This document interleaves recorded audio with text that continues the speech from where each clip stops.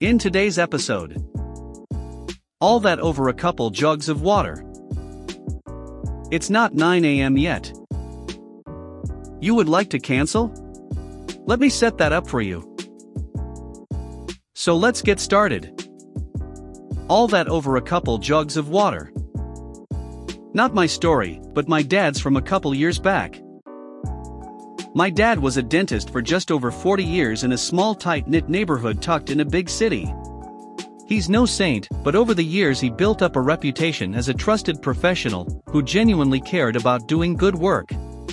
If someone couldn't pay, he'd let them pay later. Most of his patients were first-generation immigrants, and he learned a good amount of their language to help communicate with them. Suffice to say, he was a pretty good dentist to have. That is until he decided to retire. When the financial crisis hit in 08/09, my dad had been thinking about retiring for a while, but due to the market crash he decided it would be better to wait it out a couple more years, early 60s, so he had some time. Then in 2015, he decided enough was enough, and he had to get out. Business was back up, but at his stage in life it became just a constant headache running a dental practice, constantly worrying about his staff and his office. He needed out.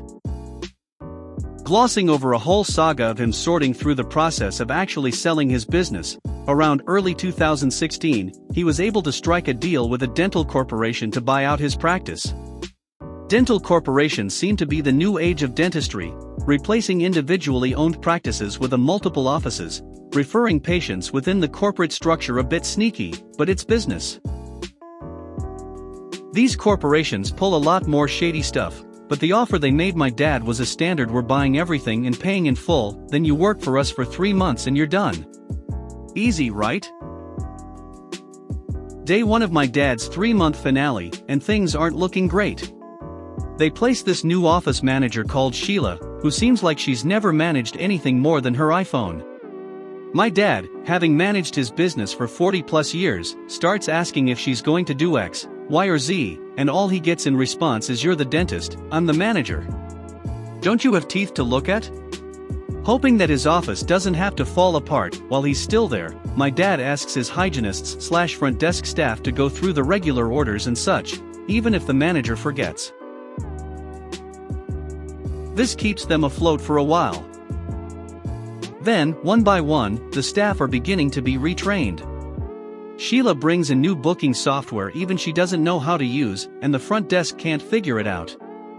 Bookings are a mess, orders are getting missed, and within a couple weeks 2 of them are let go for more competent replacements.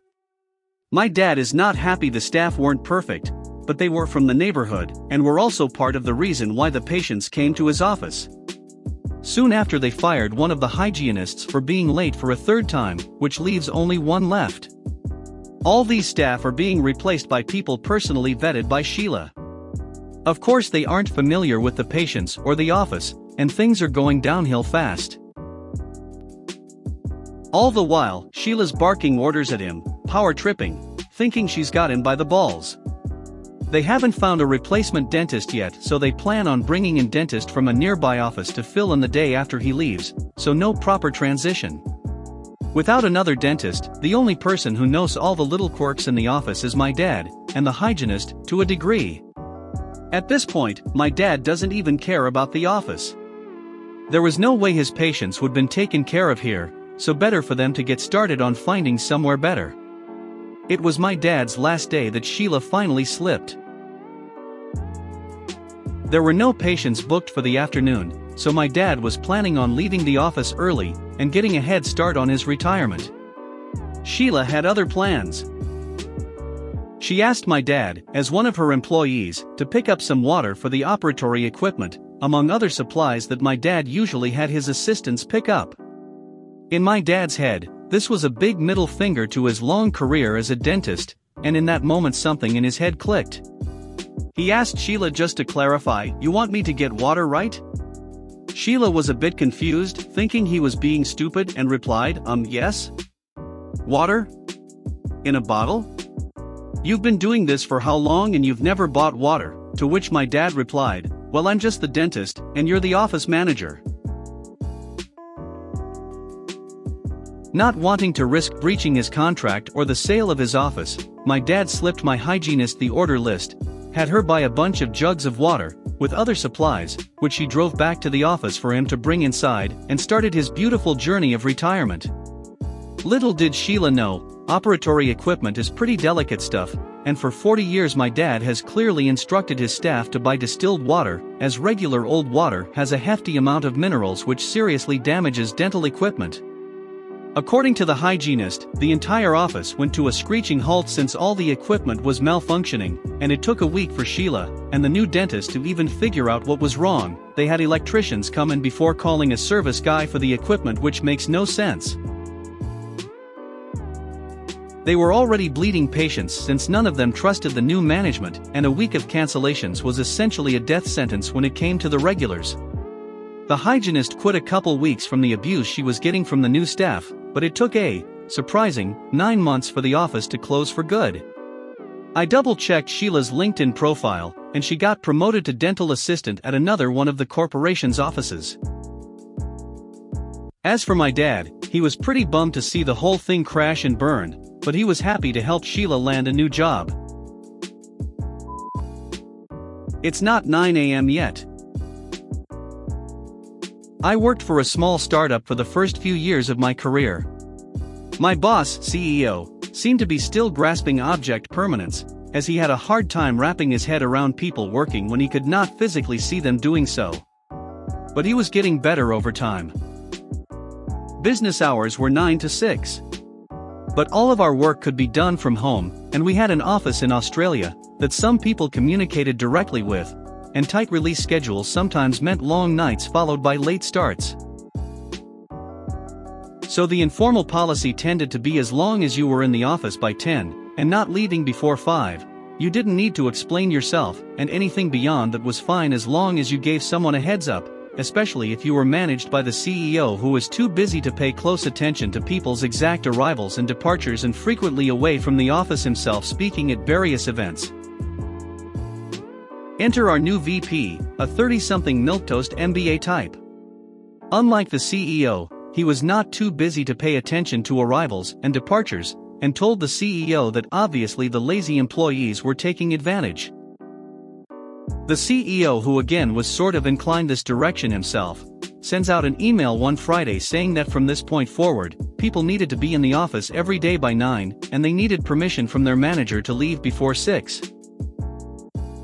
Everyone was pissed, but there was no real sense of long-term concern. This wasn't the first arbitrary rule that had been handed down in this fashion, and it tended to be easiest to play along for a week or two until the CEO had moved on to the next thing, and then just ignore the rule.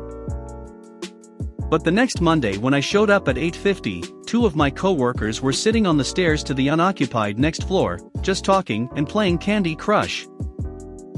"What are you doing? It's not 9 a.m. yet." I sat down with them, and soon someone else arrived, and the same conversation played out. At 8:59, we all got up and walked into the office. On Tuesday, there were half a dozen people on the stairs, including leadership, chatting and texting and whatever. And when the VP arrived, people would just make hard eye contact while he squirmed. Meanwhile, myself and a few other people just said screw it and arrived after 9 a.m. anyway, looking the VP straight in the eye as we walked in. A few people who were a little more conflict averse would stop for coffee across the street and just so happened to arrive at like 9:02. Including people who normally preferred to start at 7 a.m. All of this meant that rather than being about half full, the office was virtually empty until 9. The end result of all of this was that the office was virtually empty until exactly 9 a.m. and tended to clear out at exactly 6 p.m. Several people, including myself, simply stopped responding to anything outside work hours. One of my favorite coworkers also made a show of announcing to her contacts in the Australia office that she could now only meet between 10 p.m. and 7 a.m. their time. Calamity ensued. The funny thing is that we never really talked about it before or during, it just sort of happened naturally. The CEO, who had been barely at the office on Monday/Tuesday, finally showed up early on Wednesday, asked why everyone was outside, and we told him.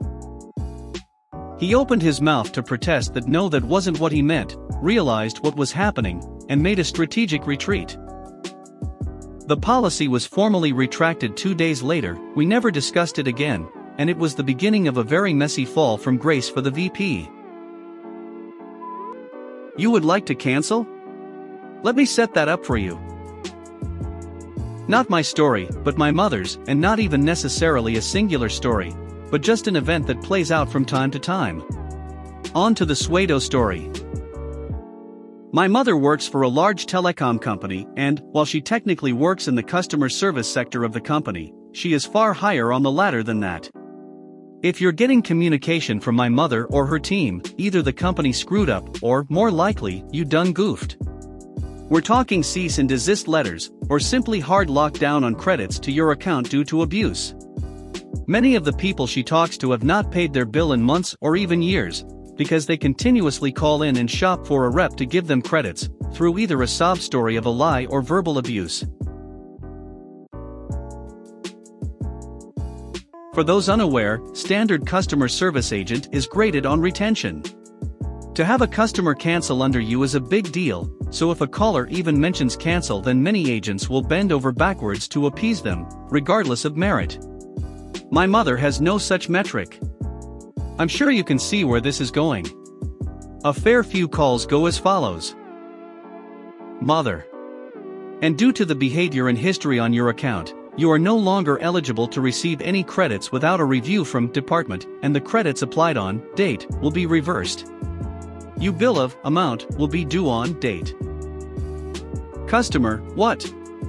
This is outrageous. You can't do this. If you don't apply these credits, then I am just going to cancel.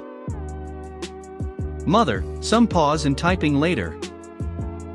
Okay, I am processing your cancellation now. Your final service date will be date. Is address the correct address to send your final bill to? Customer BWHI-. What do you mean? You can't cancel my service. Mother, I'm sorry, you said you wanted to cancel. Was that incorrect? Many of them will go into how they're a paying customer, which is complete BS, of course. Depending on their attitude or wording, she will have already processed the cancel before she says anything. For instance, if they've been exceptionally rude and happen to say something along the line of just cancel my service, then, because they've learned those words work, she'll just close their account and inform them of final steps. If you made it to the end of the video, thanks for watching. Don't forget to like, subscribe and share, and we will see you in the next video.